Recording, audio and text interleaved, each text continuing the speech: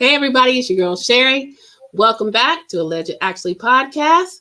Tonight is our 90-day fiance night. We will be recapping 90-day fiance the other way. Please welcome my guest host, Big Nige. Big Nige, what's up? Not much. Just got my hair cut, so I know y'all realize the bird nest is no longer on my head. So got a clearer mind and a little less weight on my head. So ready to get into it for today. I feel you. I like it. You look good, Big Nige. Yes. So guys, if you're new here, we do reality TV recaps, pop culture segments, and we get into some riveting interviews. And welcome. If you would, guys, go ahead and hit the like button. Show us some love. Weigh in on the comments. Let us know what you thought about the episode of 90 Day Fiance the Other Way. And if you haven't yet, I'm not sure what you're waiting on. Go ahead and subscribe because we're going to drop that good content for you every week. So, Big Nige, Monday's episode of 90 Day Fiance the Other Way was called Reality Frights. And I felt like it was a pretty good episode. We really got into some stuff with Statler and Dempsey, Josh and Lily, Shekinah and Sarper a little, and just a teeny weeny bit with Corona and Ingi. So the way we do our 90-day fiance recaps, we go couple by couple, talk about what happened in the episode and kind of what we're feeling about the couple. So tonight, we are going to kick it off with Corona and Ingi. So Corona and Ingi start off. They are out at the water and they are going to do what they call a cold plunge. Lord have mercy. Now, that's not necessarily a new thing. They do that where I live too. It's called a polar plunge. They usually do it right after the holidays. January, everybody kind of jumps in the ocean because I live near the water. The ocean, but honey, it's not my thing. And apparently it's not Corona's thing either. She's hesitant because she says, while Ingi, and she loves to refer to him as a Viking because he's Icelandic. So, I mean, I get it. He's built for the cold. She says, honey, no. She's built for the hot. And I can relate as being a fellow sister. We are tropical people. So, yeah, there's that. But she does this. Get into the water despite the frigid temps for a hot second. She's better than me though, so she was a good sport. And she says, honey, this is definitely not for Black people.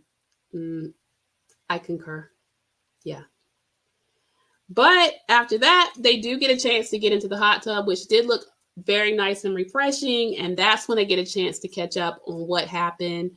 Ingi asked her what happened when she went over to the university. And Corona let him know that it just kind of went, and she lets him know that her plans to go and pursue her midwife education has now been put on halt. That the lady said it could be anywhere as short as a year and a half to could even be up to 2.5 years before she can do it. Plus, guys, she threw in there that it's dependent on her learning the language. And she's kind of like, okay. No biggie, I'm patient. No rush. You've been working on the language, but they see it differently from Corona's standpoint. She has worked for years to get her nursing license. It took her a while to get into school that she wanted to. It wasn't like it was a bam, bam, bam, quick thing, and she's ready to go to the next step. So waiting for her possibly could be a deal breaker. And so basically, that's pretty much where they ended their scene. Big Nige, you have anything to add with Corona and Ingi? Not much differently than what you took from this episode. I think again we're starting to see like how the episode titles, reality frights. Reality starting to sink in for a lot of these couples, and Corona and Ingi are no different. Corona is starting to have some doubts, some concerns. She's now being told again she's going to have to, it's going to take an additional 1.5 to 2.5 years to get into a profession where she was pretty much already established back in the States. So I can understand, going to college and graduating, it'd be very frustrating to be told, like, yeah, you got to go learn another language. You got to go wait another year, 2.5 years before you can do what you already went to school for. So, again, I know that's very frustrating on her part. I know Ingi didn't really respond the appropriate way. Again, that's showing his youth in terms of relationship and experience. It just got to approach these situations very delicately and be very attentive to what your partner is saying. He responded with good things happen slowly. Again, not the kind of that's not the approach you want to take when someone's stressing and like, man, I don't want to wait 2 years. I don't want to even wait a year to Right. get into my profession. I wanted to just get into my profession. I will give him his credit though. He was like, I mean, could you potentially do some nursing on the side while you're working through these issues with being a midwife? So I did like that step that he took, Yeah. but again, it's like a clash of ideologies. He's carefree, casual, go with the flow, and kind of like Dempsey, and we'll get into them later. But Yeah. Corona's like Statler, kind of mind scatterbrained all over the place. Wants structure, needs guidance, wants that reassurance Yeah. that Ingi just is not providing for her right now, and we're starting to see a little bit of the cracks in their relationship, because of it. Absolutely. Which I think, I agree with you. She's, you know, letting him in on her frustrations and her disappointments with things not going the way she had planned. And instead of him being that, it's not that he's not the solid foundation. He's definitely got a good listening ear, but he doesn't have the urgency that she has. And that is a problem, I think, for Corona. And, that is a great segue for us to go into our next couple. We're going to now talk about Statler and Dempsey. Guys, I said it from day one. Yeah, this was the couple I'm rooting for. And yet each week or each time that they are featured on a week, I'm watching them unravel a little bit more and more before my eyes. So, Big Nige, I'm gonna let you kick them off and talk about what was going on with Statler and Dempsey, and I'll weigh in on my thoughts there too. So, like in the last episode, like I'd mentioned, it's a shame that some couples have to wait to unpack what happened in the moment, the next day or the next week for some couples. So they're kind of going through the aftermath after the whole debacle on the boat, where Statler was having one of her panic attacks, and Dempsey was trying to just kind of push her way into the conversation, trying to find a way to make Statler better. And these two were just communicating in the worst way possible, giving each other the exact opposite of what each other wanted. Statler needing space, and Dempsey kind of needing some direction of like, where do I go? How do I help you in this, crisis that you seem to be having? And because of that, both sides are just getting more and more upset. Dempsey is starting to, in the next day, starting to tell her how Statler was making her feel, and she was even saying that it could be one of the worst decisions of her life. And saying that on the boat in that high pressure situation, it obviously made Statler feel unsure and kind of rocky, like, man, am I about to get broken up with on this boat? Like, like I'm going through a very deep crisis and I might even lose my relationship. So a lot of bad feelings, a lot of tension getting off the boat. And as they're driving toward their destination, um, we get to see a little bit of, them working through their issues, them finally unpacking a little bit, understanding, each other. Like, yes, I knew like as Statler said, I need to work on my, panic attacks. I need to work on how to communicate with you better. Dempsey apologizes and says, okay, I need to work on giving you your space. I need to work on not being so overbearing, kind of being a little bit more attentive to you. Again, we talk about the reality frights. This is a big reality check for them. Yeah. Dempsey's starting to understand that Statler, she needs that reassurance. She needs that guidance, but she also needs you to like step off a little bit when she's having Yeah. her moments. She needs that space. And then for Dempsey's side of things, Statler understands that she needs to not be so crabby with her when she's having those moments. And we get to see them both apologize. And as we get into the second part of Statler and Dempsey, now they're sightseeing in France. They sit and get their picture drawn. And if they paid any money for that picture, I think they because Oh, Albeit it was a very good picture, it was goofy money. And I mean, if that was their thing, because that looked like Statler's thing, but maybe I think Dempsey wanted something a little bit more professional. But listen, it yeah, was a caricature, so I get it.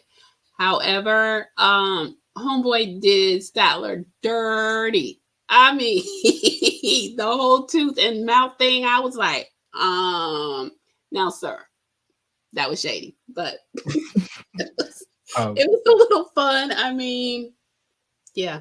So there's that. but Dempsey, we did get to see a little bit of Dempsey's true intentions. You know, her goal is marriage. You know, Yep.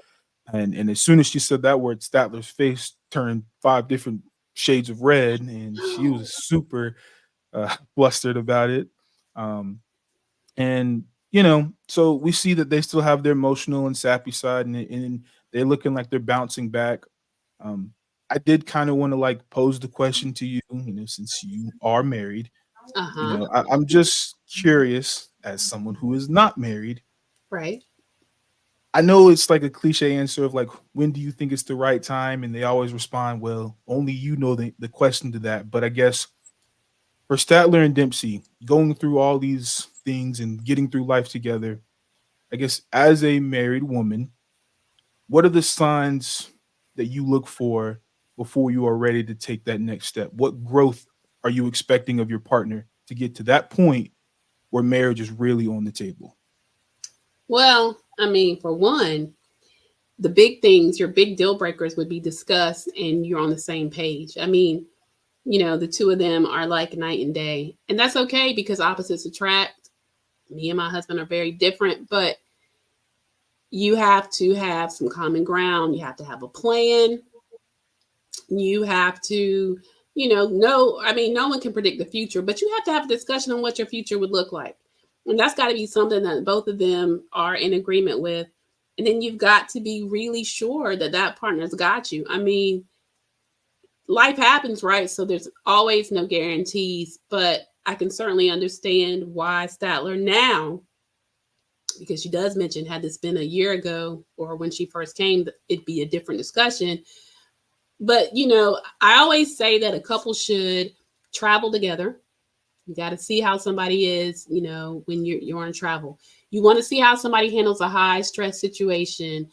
These are things because when lives, you got to know your partner, how your partner's going to help you navigate that. And so I still think that Dempsey's wanting to do that because that's her natural progression in any relationship when you are serious in that place in your life.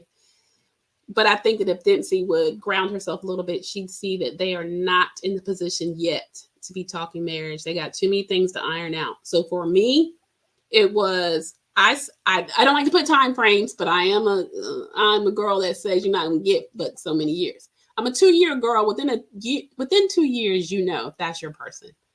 Um, Personally, that's how I feel. People can disagree, weigh in on the comments. I know that I don't believe in ultimatums, but I do believe in validating yourself to say I am good and committed to this relationship, but I have to know within a certain time frame that this is where we're going. So those things, like I said, deal breakers should be discussed. We need to be on the same page. We need to understand and plan for a future, and we just need to be moving in that direction together as a unit.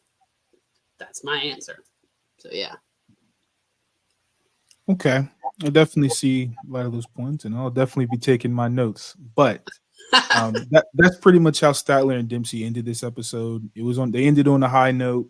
Again, they're still that reality check of reality frights, reality seeping in. They're starting to figure each other out, understanding their strengths and weaknesses, and they're beginning to work through them. We'll see how this continues to progress in their relationship as this season, gets closer to the finish line. But that's all I have for Statler and Dempsey. What did you Yeah, have for them?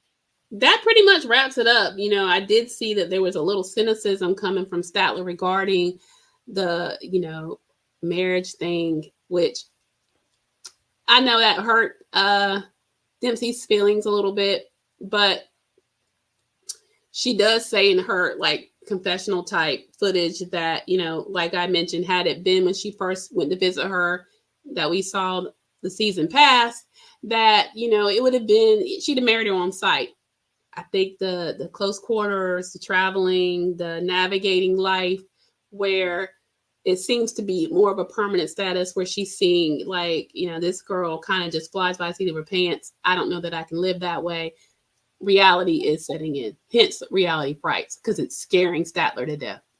So we just going to have to keep watching them. All the excitement and all the, happy, joyous feelings I had at the beginning of the season are starting to wane because I just don't see it for those two. I mean, they got a lot of hurdles to climb. So we're just going to have to keep watching. And that brings us to our next couple, y'all. Shekinah and Sarper. Listen, I told y'all she was going back. Told you. To her defense, though, I'm going to give Shekinah her props because Sarper is Sarpering. But I love that Shekinah has found her voice and is putting some boundaries there and making her wishes known. And I was going to say her demands, but that's not a good word. I'm going to say she's like, listen, if you want to be with me, you're going to have to work on this, that, the third. Not that she's perfect, y'all, because she's not. But she's made the acknowledgement that women in his past have let him just kind of have it. Let him do it his way. Let him kind of run amok. And she's like, I am not having it, sir. If you're going to be with me, you're going to work on yourself and you're going to put some effort in this. And so we start the episode off with them. They're back in a happy place. Sarper's so happy to have her back. He was saying how, the apartment just didn't feel like home without her. And she said because of all of his efforts, and that was getting rid of the bottles, honey, that black book is gone, and he's gone to therapy, that, she felt like, okay, now I can come back. He's showing me that he's making an effort, which is what she's asked him to do. And she does let him know, however, though, one therapy session is not going to cut it. Y'all, and then he did something that I just don't understand. He was like, oh, yeah, you're right. I already set up another therapy session for myself, so it's already scheduled. And she's like, wait a minute. You did what now? And he's like, oh, yeah. I scheduled me a therapy session. She was like, just for you? He's like, yeah, just for myself. And she was like, child, you lying. I love that for her because she knows her man. She's like, wait a minute. Whenever Sarper does something good, honey, he can't hold it. So the fact that he ain't said nothing until just now, somebody's lying. Y'all, all she had to do was give him that look and ask him again. So you really made you a therapy session. That's what you really did. And he was like, nah. I was lying. Like, Sarper, man, come on. I was rooting for you, dog. Why do you do that? It's like, God, he's got a lot of growing to do. Because that was pointless, y'all. For no reason, just lying. But y'all, anyway, he does let us know that, in Turkey, therapy really isn't a thing. And particularly for men, if they even go, it's not something that they advertise. It's just kind of frowned upon. So I get that culturally.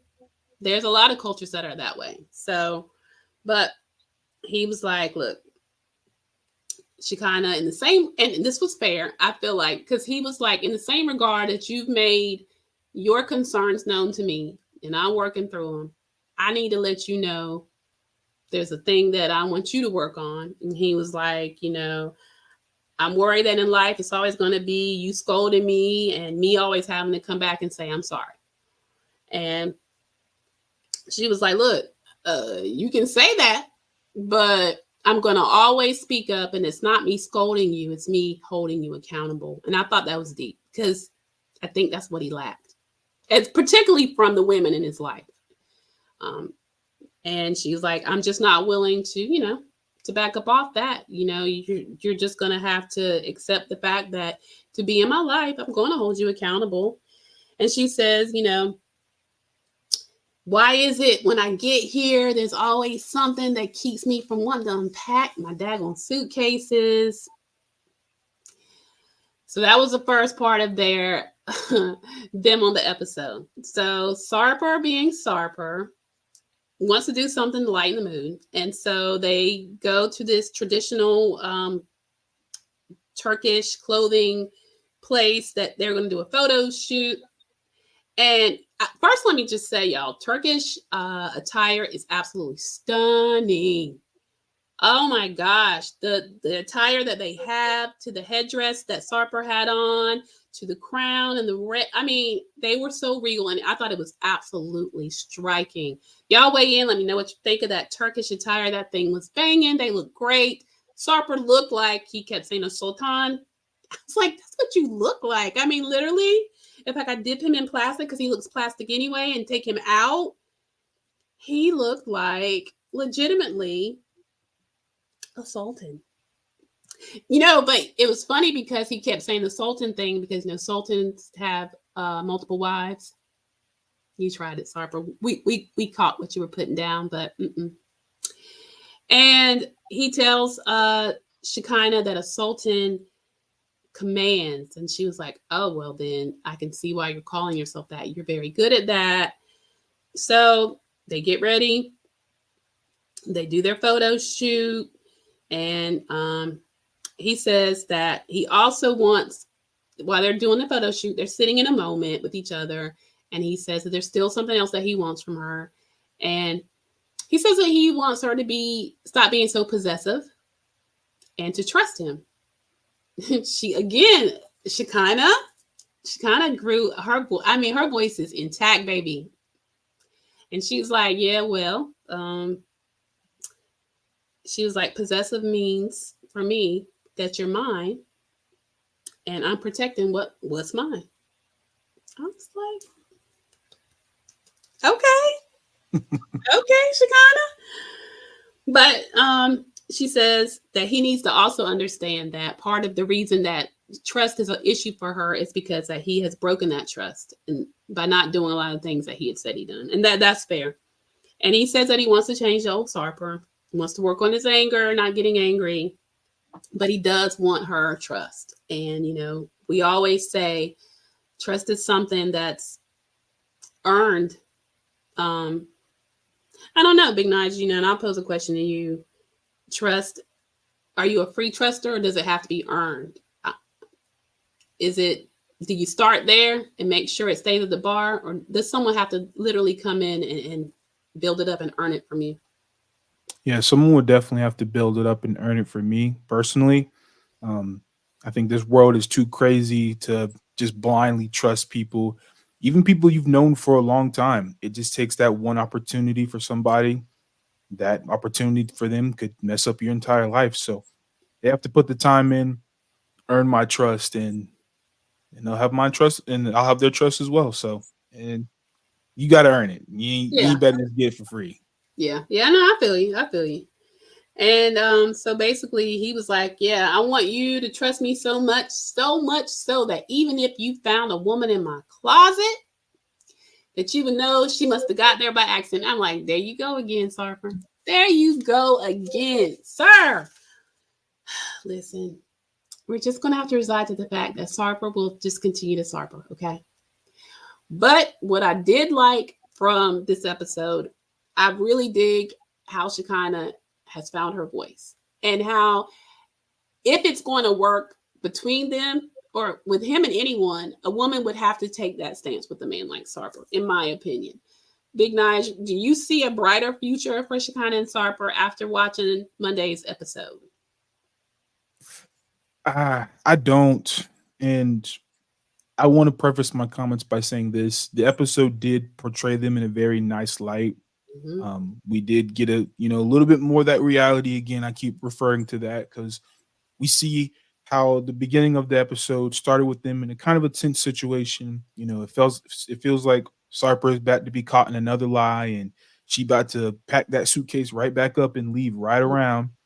And I'm thinking, dang man, you had her, and then you go back to lying. I just don't understand it. But she stays. They talk it out, and they decide to kind of de-escalate the situation, work through those problems, not blowing up, not turning it into something that's the point of no return.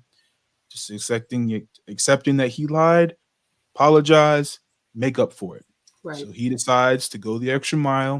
I'm gonna take her to a photo shoot, have a good time, spend some time together. He knows that she likes to dress up, even though she said that she doesn't wear as much clothing as she would back in the States that she did over there in Turkey. So props to her.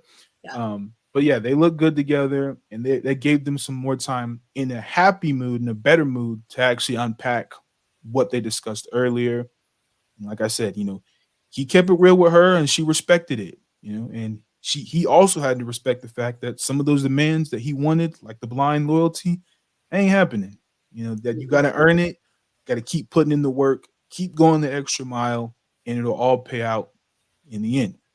Yep. But personally, I just don't see them working out. I think there's just too many red flags. I think Sarper, even saying the whole, was it Sultan? Yeah, Like, Sultan. Yeah. just the many wives thing. Like, if this was your one person, you would not just be speaking so casually about stuff like that. It just Yeah.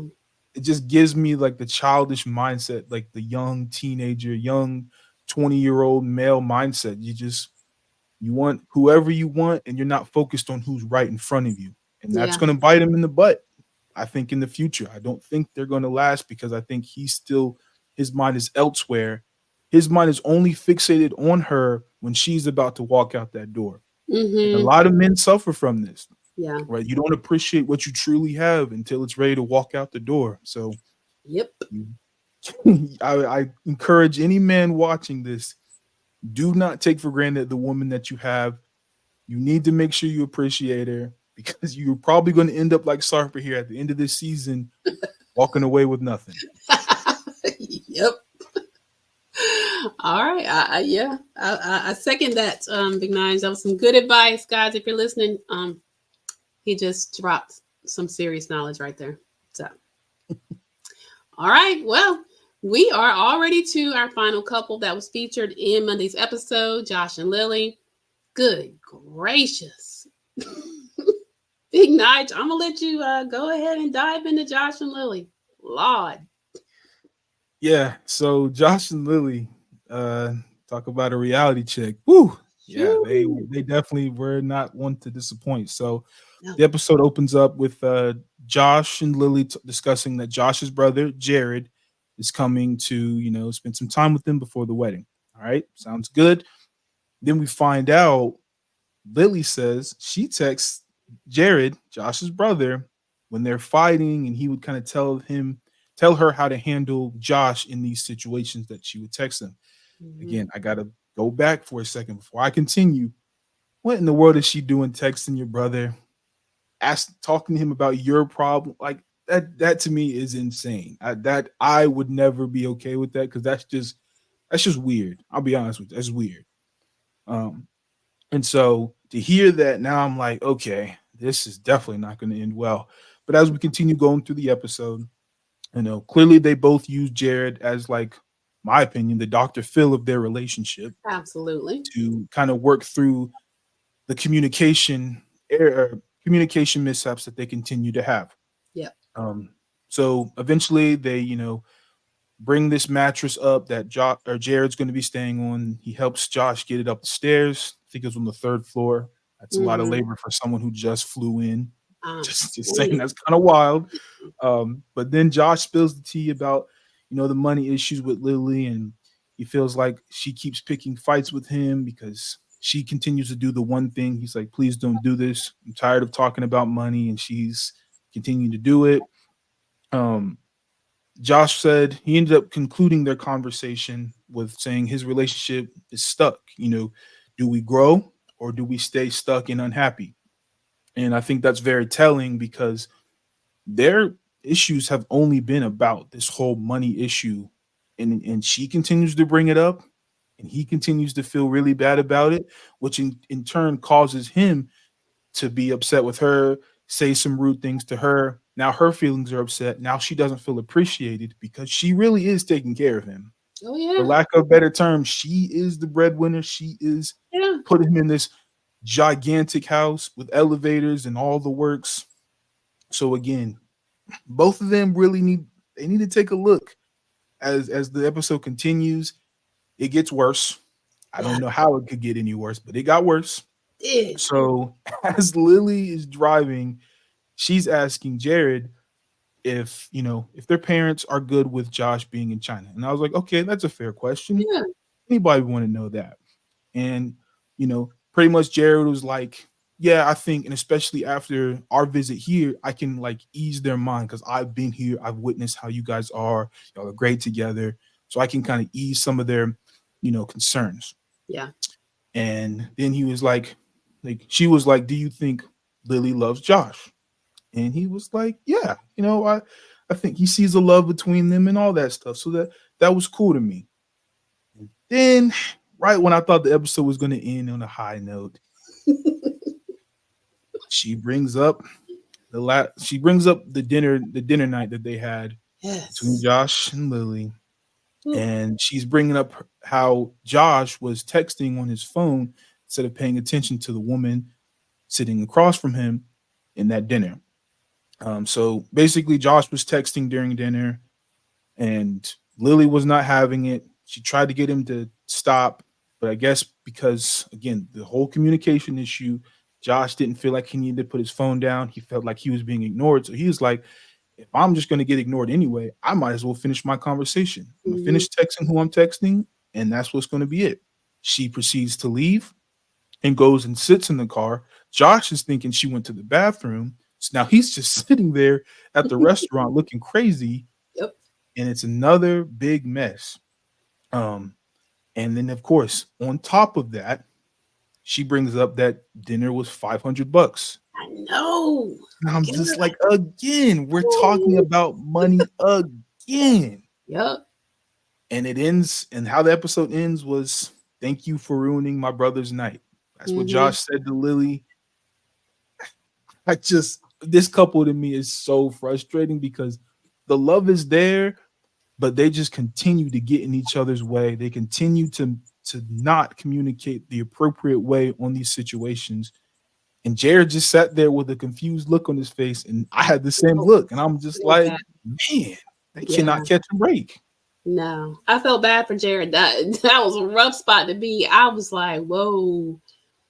I thought it was it wasn't funny, but Lily, her English is very broken. And when Josh said, "Look, all you care about is money," she's like, hold up, hold up, hold up. When I first met you, and you was poor people, and you told me you ain't had no money, I still married you.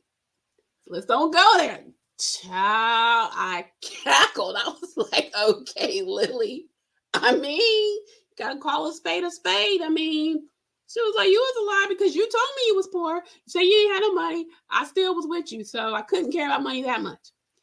But it's contradictory because God knows every chance she gets. And I can't keep giving her the excuse of language barrier because now listen, she knows how to say what amount was spent. And she sure enough knows how to say she's the one that's spending. And I'm not mad at that because it gets old, but that's what she signed up for. So listen, this couple trips me out. I mean, it seems like it's just we each time they are featured, it is the same, more of the same. He can't work, so I don't see how he's gonna change his situation. She is just completely until she settles into the fact that until he can do better, she is the breadwinner. All these niceties, they're gonna have to find some cheaper places to go eat or do something. They didn't have to go somewhere that costs $500. I mean, she clearly has some expensive taste. I mean, anything, I mean, even down to the pinked out interior of that vehicle. I was like, okay, Lily, listen, the two of them are comic relief for me. But in all seriousness, guys, it is a sincere breakdown of communication. But it also is, I think she signed up for something that she truly is not okay with. And I think that's unfortunate because that's why I always say, who you're with, you got to be sure you're good with them because you have to make peace with the fact that what you see is what you get. It may not change. No, surely. once he gets established in China and can work, I'm assuming he will. But at the level that she lives and the things that she wants and the lifestyle that she wants to have, he may not ever be able to match that. And so that couple, I definitely don't have much hope for. Y'all weigh in the comments and let me know what you think. Matter of fact, weigh in and give your thoughts on each one of the couples tonight that we talked about. Corona and Ingi, Statler, Dempsey, Shekinah and Sarper, and Josh and Lily. Let us know what you think. I mean, and that's how the episode ended. Next week, you guys have to come back on next Wednesday because it looks like it's going to get even better when we get into James and Tata. God, it's just, listen, so much, y'all. This season it's a little lengthy, but you know, the couples are slowly continuing to evolve, and as we get closer toward the end of the season, we're just going to keep bringing it back to you, and then we're going to, when it wraps up, we're going to see if our predictions were correct, as far as how much is revealed. And then there is some stuff out there on social media, but we're not going to reveal that until we wrap it up. So you guys are just going to have to keep tuning in. Big Nige, before we say our final good nights to everyone, I do, like I always do, want to let you have a little second to plug your channel. All right. Yep. So of course, this is me, Big Nige, and I'm the right there co-host of the Goatcast podcast. Where me and my other co-host, CW, we talk about basketball topics, past, present, and future. We got a really good live stream that we actually just did last night. With we're starting to get more guests on the show, and people are calling in. So if you like any of the topics we are discussing, feel free to pop on the live stream. We live stream every Tuesday around 7:30 p.m. Eastern Standard Time. And if you want to call in and weigh in on anything we're talking about or have any basketball questions, feel free to call in for the Goatcast podcast. Again, it's every Tuesday at 7:30 p.m. And also keep a lookout for our channel as we drop some weekly content on various topics. Right now, we've really been covering the preseason. So if you're any NBA fan and you have a favorite team, we 90% have covered it. I think we're waiting on one more video from CW to finish out the NBA preseason, but 90% of the chance that there is a team out there that we've already covered, and you can take a look and see our thoughts on your team for this upcoming 2024-2025 season. Other than that, I appreciate any support, any likes, any comments, and of course, any subscriptions. All right. Well, there you go. There you have it. For all you NBA, WNBA, and basketball enthusiasts, I don't know what you're waiting on. You need to go check them out over there at Goatcast Podcast. So, guys, thank you as always for tuning in. Join me again. Actually, I'll be back tomorrow because the Real Housewives of New York have premiered, and I got the recap you won't want to miss. So come back and join me tomorrow so we can talk all things Real Housewives of New York. And come back next week. Monday is my Bravo Monday. I will be recapping Real Housewives of Orange County. And then, of course, as a week goes by next Wednesday, you'll come back right here and we'll be talking 90-Day Fiance The Other Way. So thank you guys so much as always. We appreciate you and have a great night. Bye.